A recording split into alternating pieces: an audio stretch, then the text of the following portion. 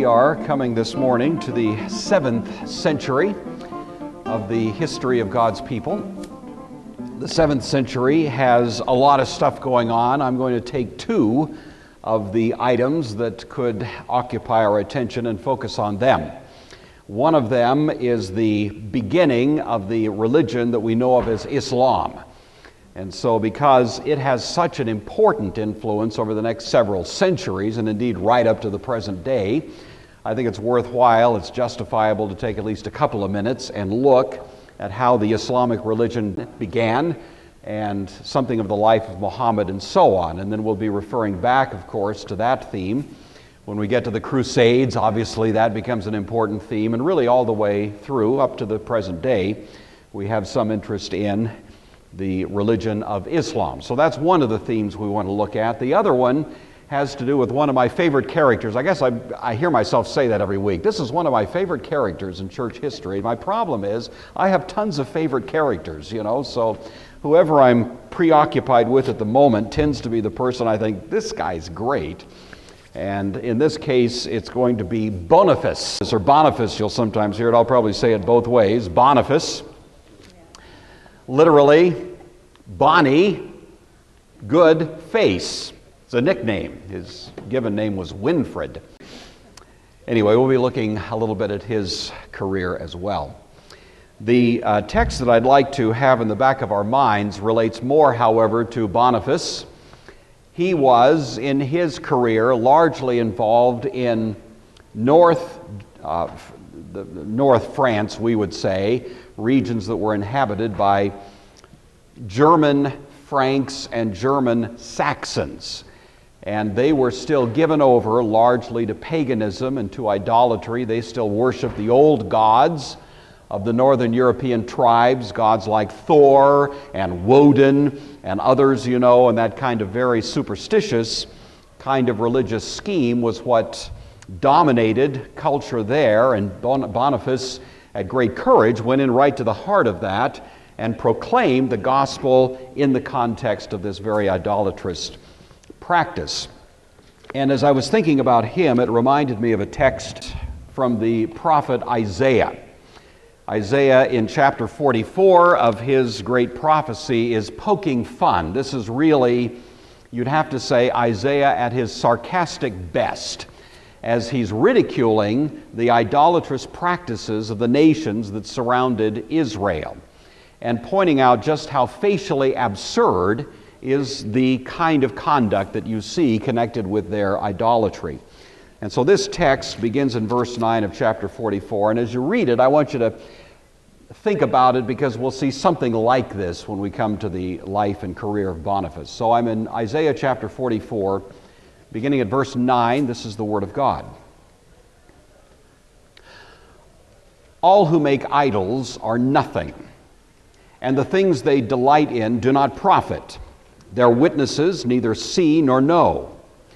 So they will be put to shame. Who would fashion a god or cast an image that can do no good? Look, all its devotees shall be put to shame. The artisans too are merely human. Let them all assemble. Let them stand up. They shall be terrified. They shall all be put to shame. The ironsmith fashions it and works it over the coals, shaping it with hammers and forging it with his strong arm. He becomes hungry, and his strength falls. He drinks no water and is faint. The carpenter stretches a line, marks it out with a stylus, fashions it with planes, marks it with a compass. He makes it in a human form with human beauty to be set up in a shrine. He cuts down cedars or chooses a home tree or an oak and lets it grow strong among the trees of the forest. He plants a cedar and the rain nourishes it. Then it can be used as fuel. Part of it he takes and warms himself. He kindles a fire and bakes bread. Then he makes a god and worships it, makes a carved image and bows down before it. Half of it he burns in the fire. Over this half he roasts his meat, eats it, and is satisfied.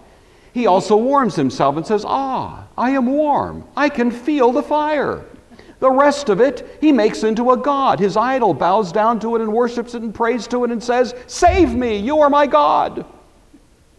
They do not know. nor do they comprehend, for their eyes are shut.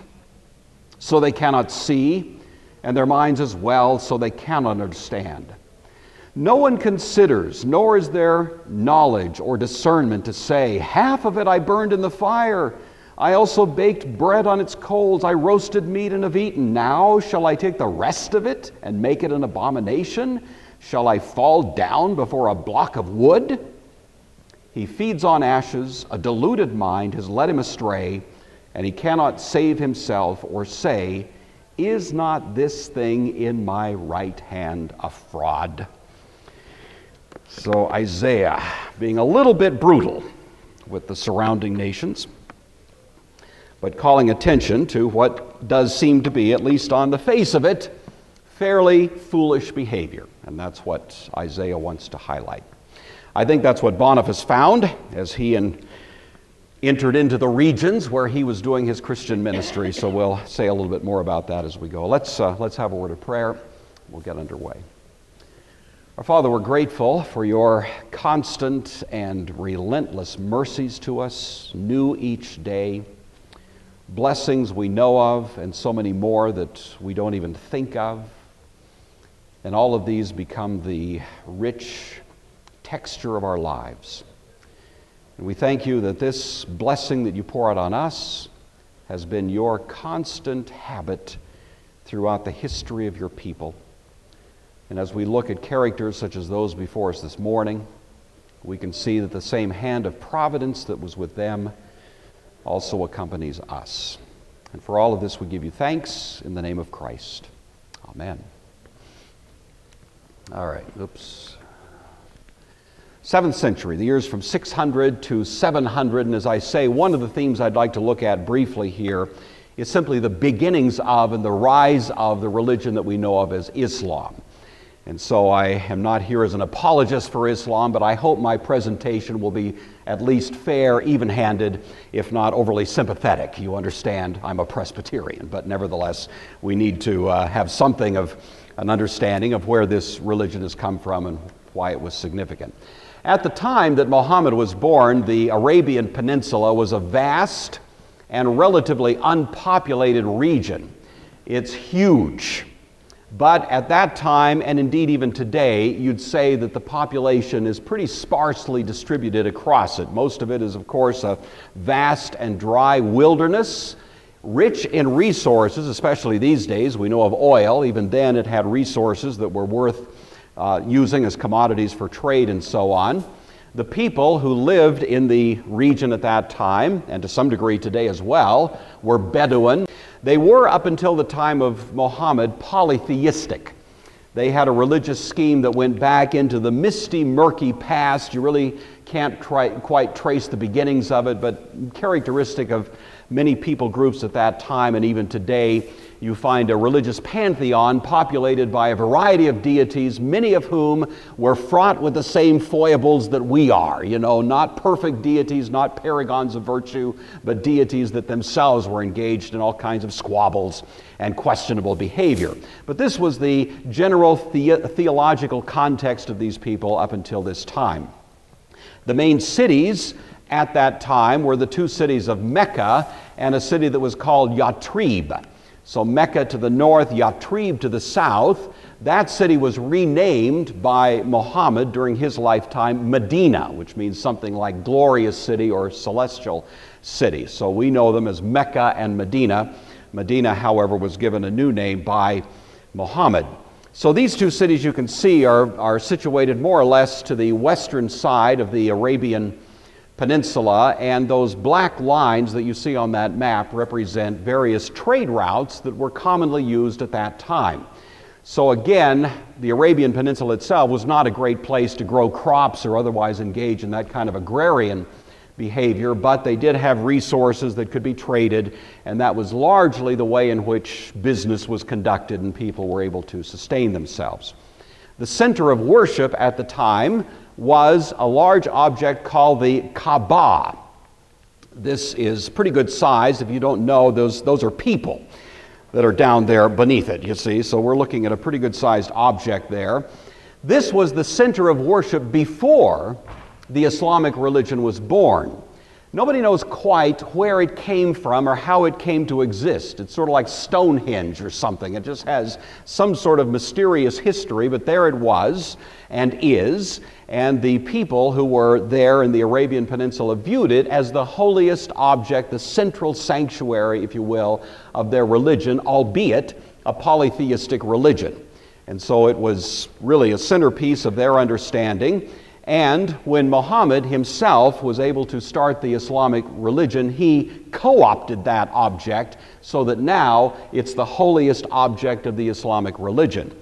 When faithful Muslims pray toward Mecca, technically they're praying toward the Kaaba, which is there in the center of that city and is really the object that they're focused on as they're engaged in their prayers. The life of Muhammad itself can be described in terms of his connection to the two cities, Mecca first, then Medina, then back to Mecca.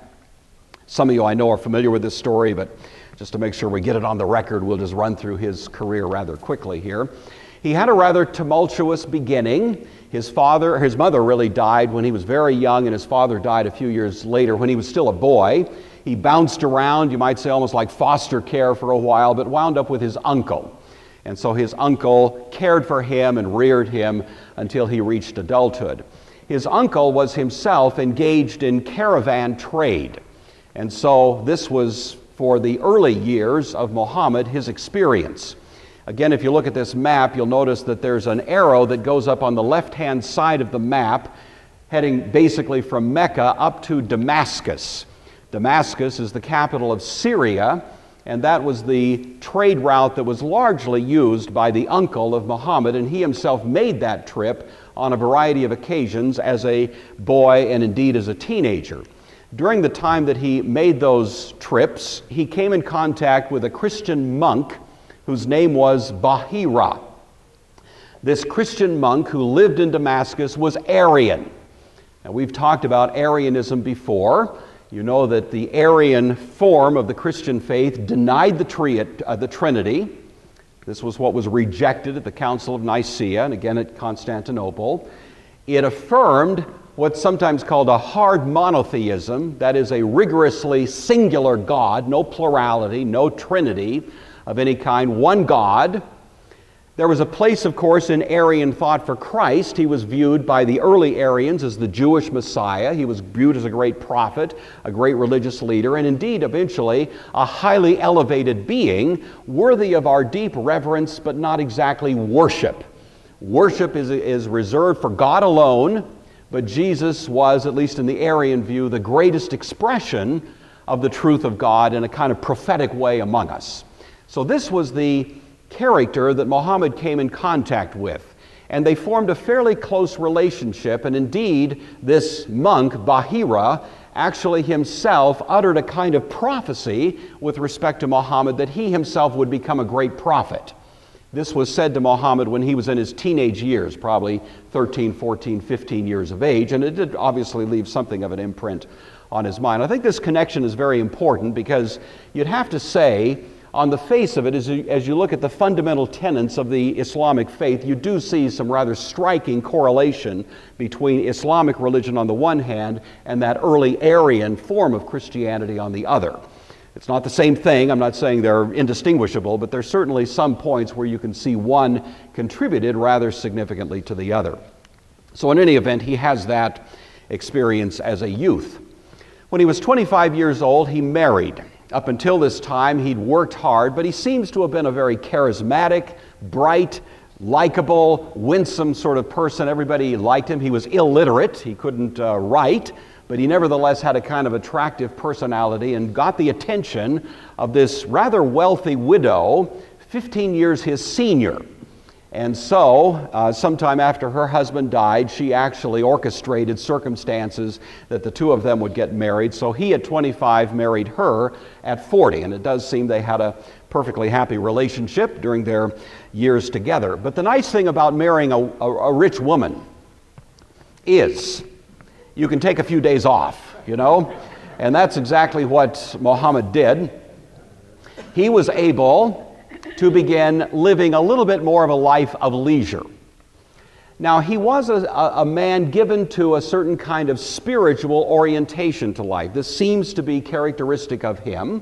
And so what he did over the next several years, at least as the record of his life seems to indicate, is he spent a fair amount of time by himself in prayer, in reflection, in kind of a religious devotion as he understood it. And I'm sure that even during this time, the instruction that he had received from Bahira was probably still ringing in his ears.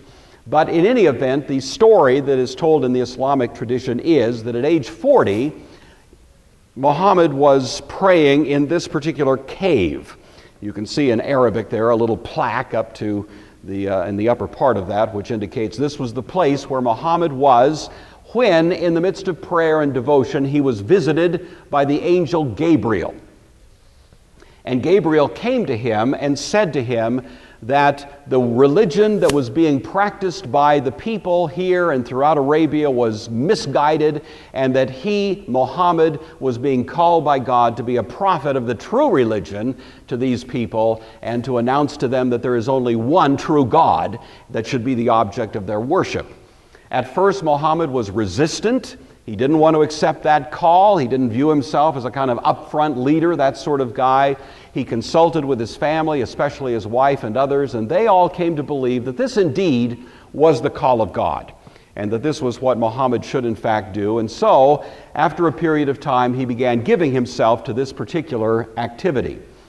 Shortly thereafter, the angel Gabriel dictated to him the document that we know of as the Quran, which is a word that means recitation. As I said, Muhammad himself was illiterate. He didn't write it, but he did download it, as it were, from the angel Gabriel, and then dictated it to an amanuensis, to a secretary, who took it down, and that, of course, became the holy writing to this day of the Islamic religion. Sometime later, he began preaching openly in Mecca.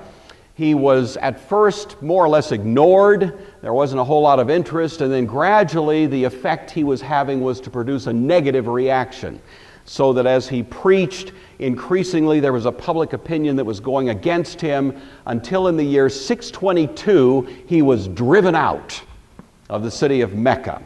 The Islamic religion reckons 622 as the year zero. And so in their calendar, this is when history began in the modern era. So if you want to know the Islamic year you're in, you always just subtract 622 from whatever the year is we normally think of, and you'll have the Islamic year.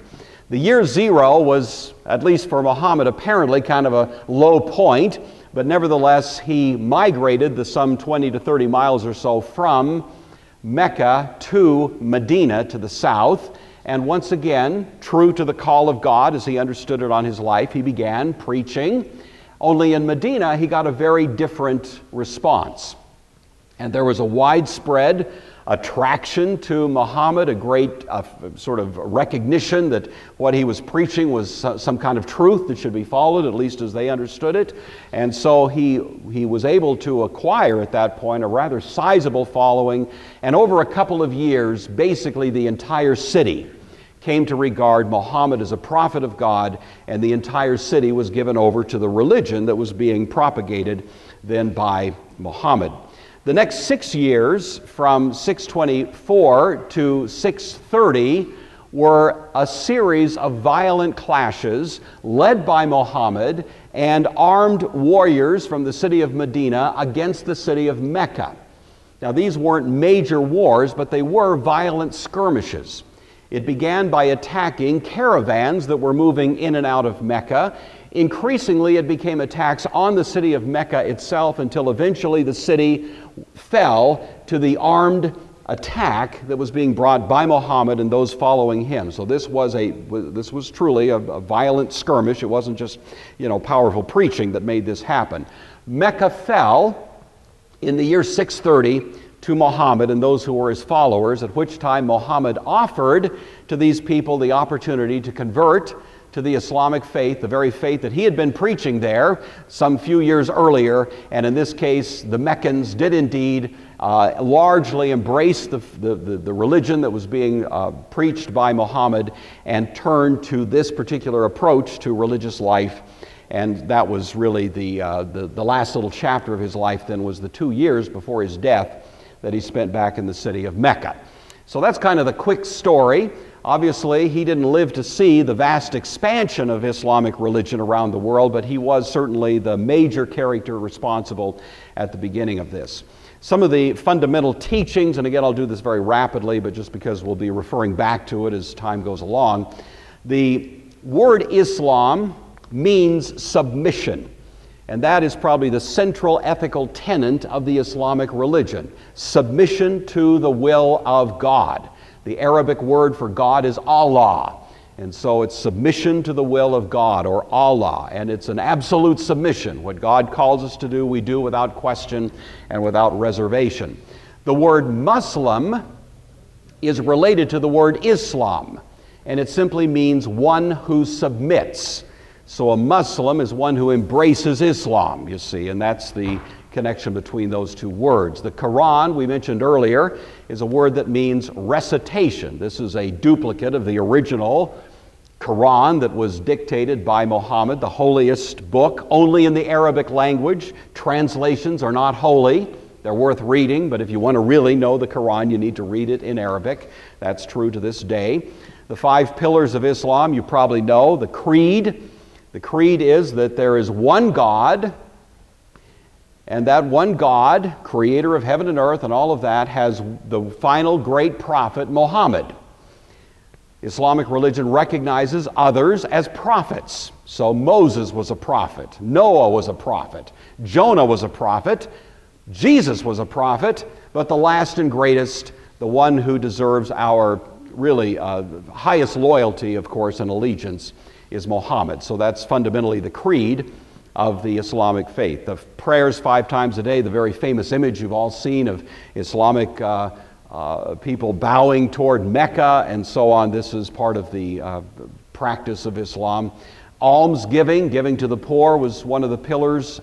The fast that takes place once a year in the season of Ramadan was one of the pillars. And finally, pilgrimage. If a person is able, Muhammad did allow for those who might by physical incapacity not be able to do this, but if a person was able to, then at some point in their life they should make a pilgrimage to the Kaaba in Mecca, the holy sanctuary, the central sanctuary of their worship. Many times people popularly would think that jihad is one of the pillars. It is not. Jihad is not on the list. It is part of the Islamic faith. It's a word that, as you probably know, means a holy war. In the early days of Islam, I think a person can say without much question, it had a very violent kind of character to it. There are, of course, a variety of opinions in contemporary Islam as to what exactly jihad means, and not every Islamic person sees jihad as a violent thing. Some do. We hear of Islamic fundamentalists. They would typically take more of a kind of violent edge to their understanding of jihad, but many are more moderate and would really reject that and say that's not a legitimate expression of the Islamic faith anymore. The more important thing for our purposes now is what happened immediately after the death of Muhammad. The year was 632. And what takes place over the next 100 years or so is a breathtakingly rapid growth of this religion throughout the ancient civilized world. So this is almost a wonder to behold. Of course, Islam begins in this Arabian Peninsula, as we saw earlier, sparsely populated, but over about a 15 to 20 year period, this entire region was more or less dominated by the Islamic religion. I think it has to be pointed out early that this growth of Islam was largely at the point of a sword. This was at this time in history very much a violent kind of expansion of a religious and philosophical understanding. So this wasn't just people preaching on a street corner and winning converts. There was something a lot more brutally forceful and coercive about the growth of Islam at this time. And so, first of all, it takes over the Arabian Peninsula. From there, they moved north and east. So they would move through the region we would call Iraq, Mesopotamia, east from there into Persia, we would call it Iran, east from there, and bumped up against India. India, of course, is dominated by Hinduism, which had already been there for hundreds of years. And they weren't quite so ready to, just roll over with the onslaught of the Islamic religion. So there were violent clashes that took place, but essentially the Hindu Indians held their own, and that more or less demarcated the eastern expansion of Islam. They didn't make it into India. They certainly didn't dominate India. And I think you're aware that Islam to this day has continued to have a rather tense relationship with Hinduism, and that would be true in the world even, today as we're talking about it. So it really began there and has continued unabated throughout the rest of history to this time. Turkey was the first movement to the west. It didn't take all of Turkey, but the region, if you can make it out on that map, north of the Holy Land, north of Syria, up into Turkey. And that's about as far west in the Turkish peninsula, what's called Anatolia, as they got. Then they came down and began to work through Egypt. And again, these were armed attacks and skirmishes that took place, and much of Egypt at this point was brought under the dominance of the Islamic military force that was coming from there to North Africa, spreading across all of North Africa as far as Morocco on the west. They didn't go south so much at this point. That did come later, but at this point it's more or less the North African region that comes under their control. And then finally, in around the year 700, they move across the Strait of Gibraltar into Spain. And so now we have a population that's Islamic dominating the Iberian Peninsula, which we know of as Spain. The people who came to join the Islamic movement in North Africa were called Berbers, B-E-R-B-E-R, Berbers. And they turned from polytheism, they embraced the Islamic faith, and many of them joined in this movement across into Spain, and in Spain they came to be called the Moors.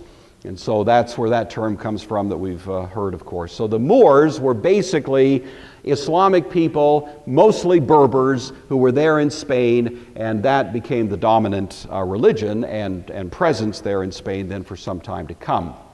All right. This growth, of course, if you are keeping an eye on it, would naturally have kept going north, and the region north of Spain would be France, or what was called Gaul, or what in our story we're calling the Frankish Kingdom. And of course, the Frankish Kingdom had been there now for some time. We talked last time we were together about Clovis. He united the Franks. He established the Merovingian dynasty, in which there had been a series of subsequent rulers who had overseen life in France, and they were in the Frankish Kingdom, and they were aligned with the Catholic Church in Rome. So they were Christian, they were Orthodox as much as anybody in the world was at that point. And the church and the Frankish Kingdom worked together in a kind of consolidated fashion, supporting each other politically and religiously and so on. And that continued for some time. However, the successors to Clovis were not quite as competent as he, and gradually these men became something like do-nothing kings. And the people that really were beginning to run the Frankish Empire were characters known as the mayor of the palace. The mayor of the palace would be something like a prime minister who really was running the day-to-day operation, who was carrying out political policy and that sort of thing. The mayor of the palace in the Frankish Kingdom, when the Islamic forces were beginning to invade into Gaul, was a man named Charles Martel. And he confronted these Islamic invaders at a battle known as the Battle of Tours, which took place in 732. So exactly 100 years after the death of Muhammad, you have the expansion of the Islamic forces into Gaul, into the Frankish Kingdom, stabbing very deep. I think you'd agree, Tours is way to the north there, and launching their attack. And it was here that Charles Martel, representing the Christian Europeans, marshals an army and goes out against this, what appears to be unstoppable force that has already won major victories all through the world and now is apparently going to extend its control into the Frankish world. Well, Charles Martel on this occasion is successful. He looked a lot better then than he does now, but that's the remains of Charles, or his sarcophagus. And so he goes out and fights on behalf of the Frankish kingdom and the Christian world generally, and indeed is successful in repulsing the Islamic invasion. And they are pushed back, and wind up remaining in Spain, where they reside now for the next several hundred years. And so the Spanish world is dominated by the Islamic religion, and this continues for some time. However, as history unfolds, there is a gradual growth of Christian presence in Spain and a gradual reduction of Islamic control in Spain. And if I could picture this on a map, you can just imagine kind of a boundary moving southward. So the Islamic people are increasingly squeezed into the lower or southern part of Spain, until finally two very Roman Catholic rulers in Spain in the year 1492 succeed in driving the Islamic forces out entirely of Spain. And those two rulers are, of course, named Ferdinand and Isabella.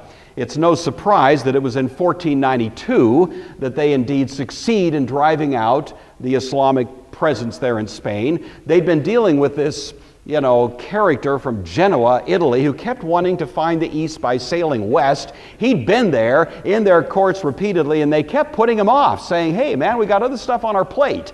We're fighting the Islamic forces. Come back, later. And so the very year that they finally succeed in driving out the Islamic forces, Christopher Columbus once again shows up, and they say, okay, go for it. And they fund his efforts, and the Nina and the Pinta and the Santa Maria take off on the trek of Columbus. I'm hoping we can do a little bit on Columbus, but that's much later. I just wanted to round out this story. Obviously, I've skipped over a lot of it. The Crusades we'll deal with separately, but just so you kind of see the picture of the growth. All right, so that's Islam, as much as we're going to say about that this morning. I'd like to turn our attention now to the other theme of the morning, which is not unrelated to what we've just described, but there's kind of a tangential connection and so on, and this would be the story of Boniface. Boniface was born in England in the year 680. He was educated in a monastery. Now again, just to kind of keep our time frames in mind, remember last time we talked about Pope Gregory, and you recall that Pope Gregory was very taken with the Anglo-Saxons. And he called them the angels, and he himself wanted to go and be a missionary to them. Remember all that? That's coming back to you. It's 2 weeks. I know it's a long time, but it's all back in your minds now. He, of course, never made that trip, but he did send a monk missionary to go and become a missionary to the Anglo-Saxons. This took place around the year 600, and that man's name was Augustine, not to be confused with Augustine, who is, of course, the earlier theologian. But this Augustine became the first Archbishop of Canterbury, went on a rather perilous journey there into the very heartland of Anglo-Saxon England. The Anglo-Saxons had invaded England over the past 10 years, and indeed for the next maybe decade or so. And so the Anglo-Saxon invasion, which generally would be tied to about the year 600, was pushing the Brits, the native population, off into the kind of north and west, Wales, that region, and the Anglo-Saxons came to control about half of the British island there. And so what you've got are the Brits, the original population, sharing now a lot of their island with the Anglo-Saxons. The Brits still had a Christian memory that went back to when the Romans were there and Christian Rome was present. The Anglo-Saxons were pure pagans, And so they came in and this conflict took place. And about the year 600, in very round numbers, we would say the Anglo-Saxons had more or less established themselves there.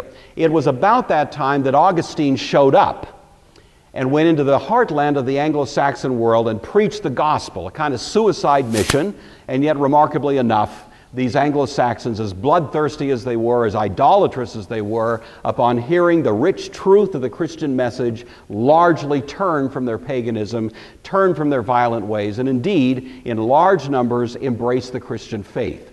So that takes place under the watch of Augustine, and his ministry lasts for about 20 years. So from 600 to 620 or so, he's engaged, and really later than that, he's engaged in that kind of activity. So you see, Boniface is born in 680.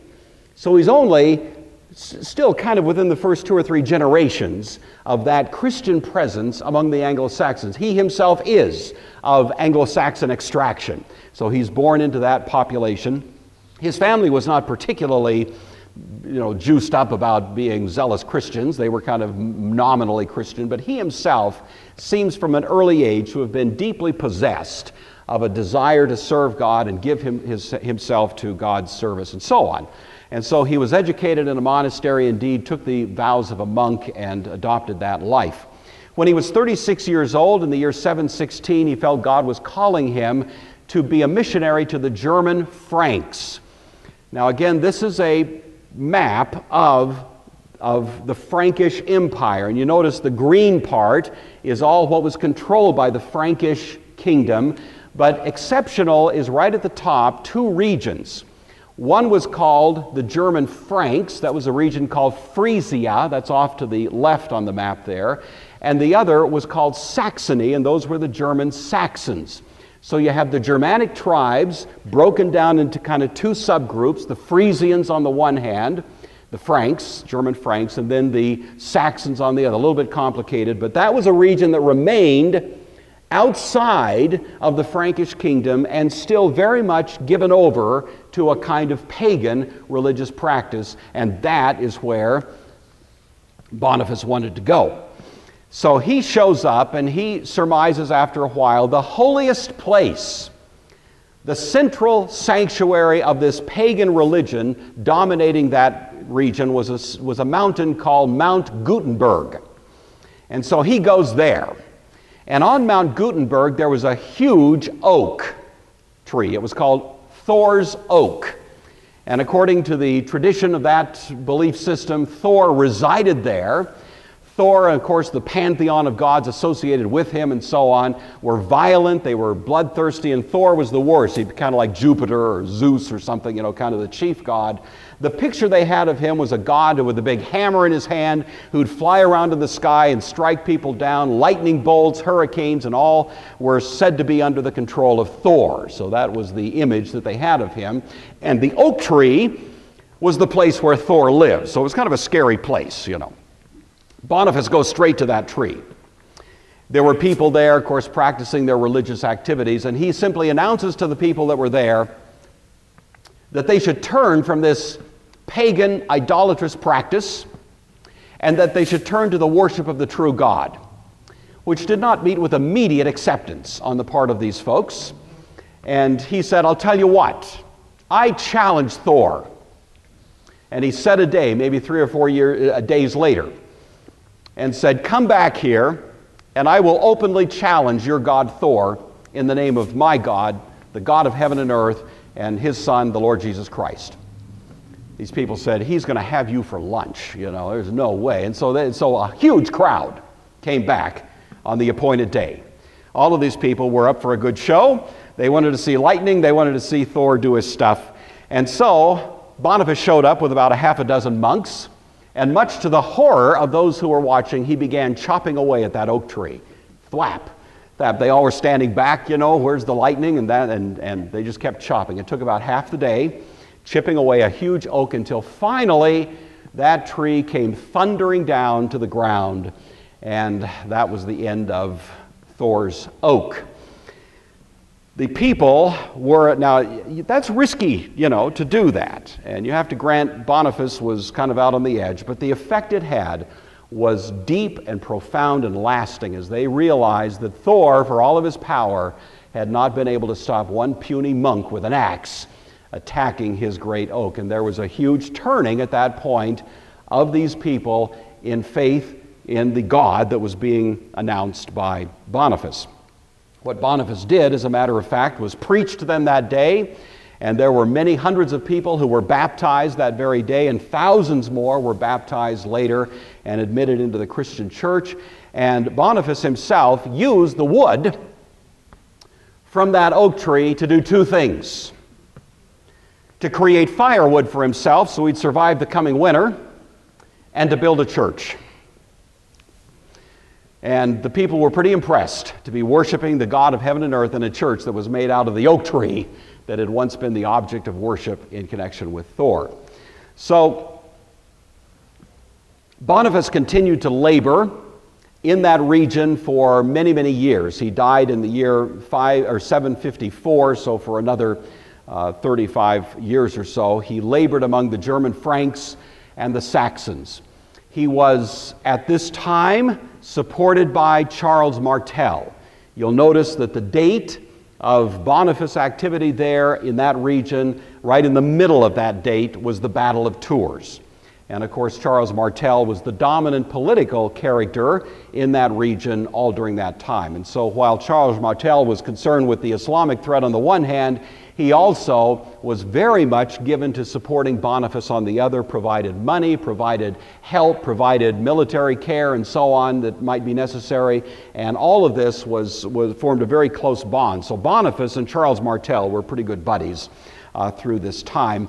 And both of them working together were able to really create, once again, a protected area for the Christian message. I might just mention, by the way, most of you know this, but just to anticipate where we're going next time we're together, which is next week, Charles Martel did not become the king of the France, but his son did. So they set aside the Merovingian dynasty and set up what's called the Carolingian dynasty in honor of Carol, Charles, and the successor to Charles Martel was named Pippin the Short.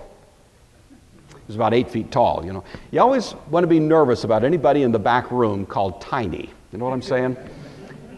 If you don't settle down, we're going to call Tiny, and you know you're in trouble. You know, well, Pippin the Short was sort of that way. And Pippin the Short had a son who was a huge man by those standards of that day, and his name was, of course, Charlemagne.